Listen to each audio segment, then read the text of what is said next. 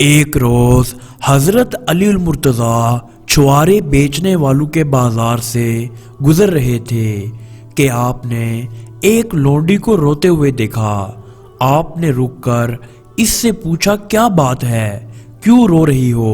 لونڈی نے روتے ہوئے جواب دیا، میرے مالک نے مجھ سے 1 درہم کے چھوارے منگوائے تھے۔ میں نے بازار کے ایک دکاندار سے چھوارے خریدے اور اپنے مالک کے پاس لے گئی، مگر مالک نے کہا کہ یہ خراب ہیں، واپس کر کے آؤ۔ میں یہاں آئی ہوں لیکن یہ دکاندار واپس نہیں لیتا۔ حضرت علی المرتضیٰ نے دکاندار سے کہا، ہے اللہ کے بندے، یہ بیچاری تو ایک ملازمہ ہے، اس کا اس معاملے سے کوئی ذاتی تعلق نہیں، اس کا درہم واپس کر اور چھوارے واپس لے لے۔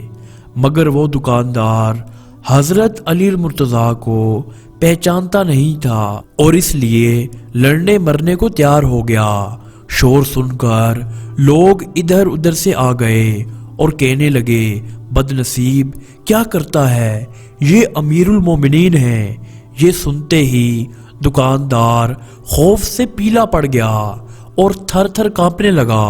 اس نے چھوارے واپس لے کر لونڈی کا درہم واپس کر دیا اور ہاتھ جوڑ کر حضرت علی المرتضیٰ سے بولا، ہے امیر المومنین، مجھے معاف کر دیجئے، جو کچھ ہوا میری لا علمی کی وجہ سے ہوا، کیا آپ مجھ سے راضی ہیں؟